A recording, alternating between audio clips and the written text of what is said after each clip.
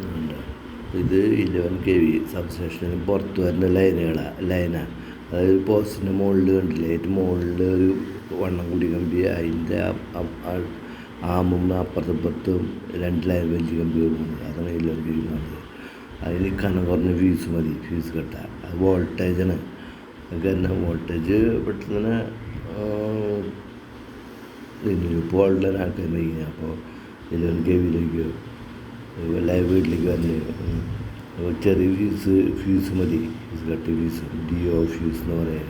കാരണം കുറഞ്ഞ കമ്പി, ഒരു കമ്പി എന്ന് പറയുക 180 കേബിൾ ഉണ്ടെന്ന് പറഞ്ഞു കഴിഞ്ഞാൽ സ്ട്രാൻഡുകളിൽ ഒരു കമ്പി 12 ആമ്പിയറാണ്. 3 അങ്ങനത്തെ കമ്പി കിറ്റ്കാറ്റ് ഫ്യൂസ് എന്ന് പറയുന്നത്. ഇങ്ങനെ ഒന്ന് ഡിസ്ട്രിബ്യൂഷൻ ട്രാൻസ്ഫോമർ 11 kV ഇതിലേക്ക് വന്ന്, അതായത് ട്രാൻസ്ഫോമറിൻ്റെ മുകളിൽ 3 കുറ്റി കാണാം.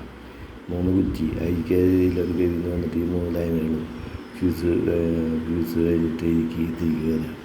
അപ്പോൾ ഇതിൻ്റെ ഉള്ളിലത്തെ കണക്ഷൻ എങ്ങനെയാണ്? ഒരു ഡെൽറ്റ, ഇതിന് ഡെൽറ്റ എന്ന് പറയുമ്പോൾ ഇത് സ്റ്റാർ.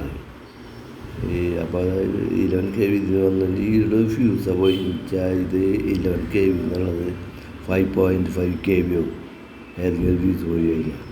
അപ്പോൾ ഇവിടെ അപ്പോൾ വീടുകളിലേക്ക് വരുന്ന ട്രാൻസ്ഫോമറില്ല, ഡിസ്ട്രിബ്യൂഷൻ ട്രാൻസ്ഫോമറാണത്.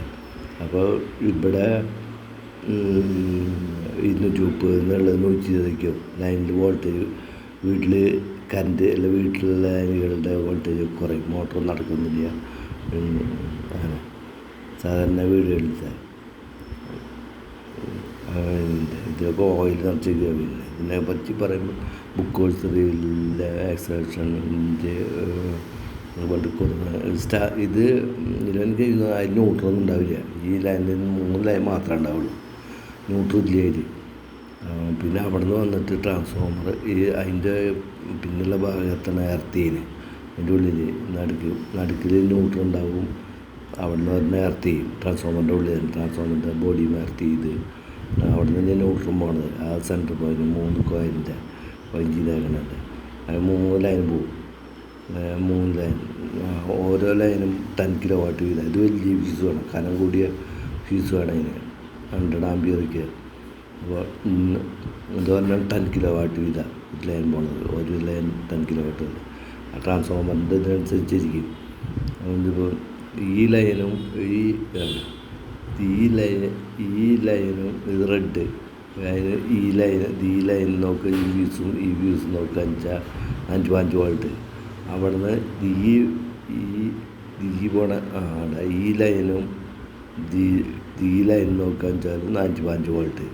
അതേസമയം ഈ പോണ ഈ 2 വ്യൂസ് 5 വോൾട്ട് ഉണ്ടാവും.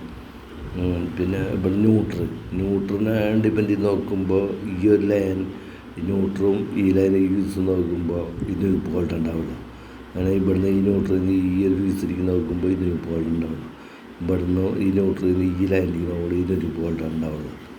അതായത് ന്യൂട്രലിൽ നിന്ന് എടുക്കുമ്പോൾ അല്ലെങ്കിൽ 405 വോൾട്ട്. അങ്ങനെയാണ് അതിൻ്റെ ഇതാക്കി കൺട്രോൾ ചെയ്തായിരുന്നു. അപ്പോൾ ഇത് ഇങ്ങനത്തെ transformer step down transformer 11 kV 405 വോൾട്ടായിട്ട്.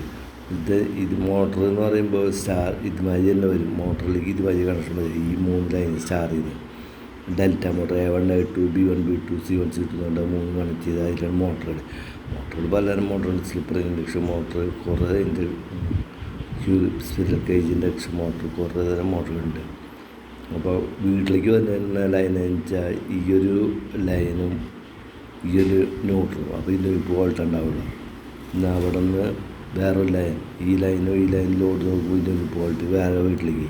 പിന്നെ ഇവിടുന്ന് ഈ ലൈനിൽ നിന്ന് ഈ ലൈനിലേക്ക് വേറെ കണക്ഷൻ.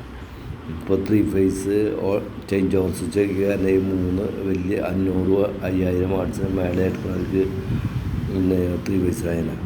ചേഞ്ച് ഓവർ സ്വിച്ച് ഉപയോഗിച്ചിട്ട് കൺട്രോൾ ചെയ്യാം. ഓരോ ഫ്യൂസിലും ന്യൂട്രും തുറന്ന് നോക്കുമ്പോൾ 230 വോൾട്ട് ഉണ്ടാവുള്ളൂ. അങ്ങനെ ഇതിൻ്റെ വർക്കിംഗ് വയ്ക്കുന്നത്. ഇതിൻ്റെ ഈ അടുത്ത ബോഡി ഇത് എർത്തി ന്യൂട്രലായിട്ട് ട്രാൻസ്ഫോമറായിട്ട് ഇതിന് ജനറേറ്ററായിട്ടും ഇതിൻ്റെ എർത്തിങ് ഉണ്ട്. ഈ എർത്തിങ്ങില്ലേ ഇത് ഭൂമിയിലേക്ക് കുഴിച്ചിടുമ്പോൾ ജനറേറ്ററിൻ്റെ ഒരു സ്ഥലത്ത് ഭാഗത്ത് പവർ ഉൽപ്പാദിപ്പിക്കുന്ന സാധനത്തിൻ്റെ ഭൂമിയായിട്ട് ഈ ട്രാൻസ്ഫോമർ ചെയ്ത് കണക്ഷൻ ഉണ്ട്.